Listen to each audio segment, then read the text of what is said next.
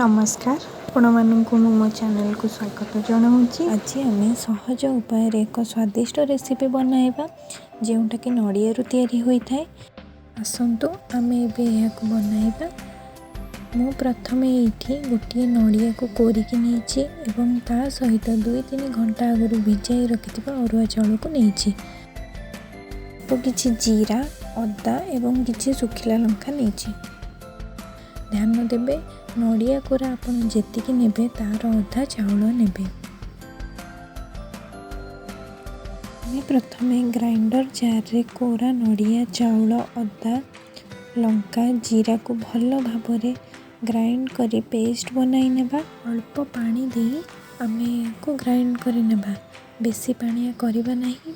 बेसी पानिया करिया द्वारा हमर बरा गुडी को भल भाव हेबो नाही। एही परि भाबे आमे पेस्ट बनाइबा एवं एथिरे आमे स्वाद अनुसार लूण पकाई भल भाव मिक्स करि नेबा। तापरे आमे एक पैन नबा सेथिरे अल्प तेल पकाइबा एवं एही परि बरा गुडी को तयारी करिबा।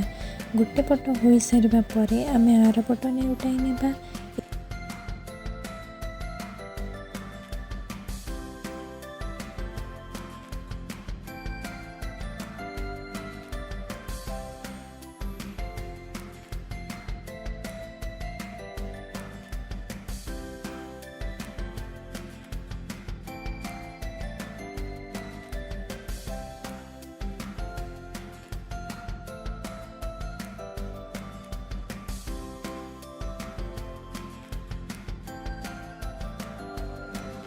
यहीपरि भाव आम बरा गुडी को प्रस्तुत करिनेबा।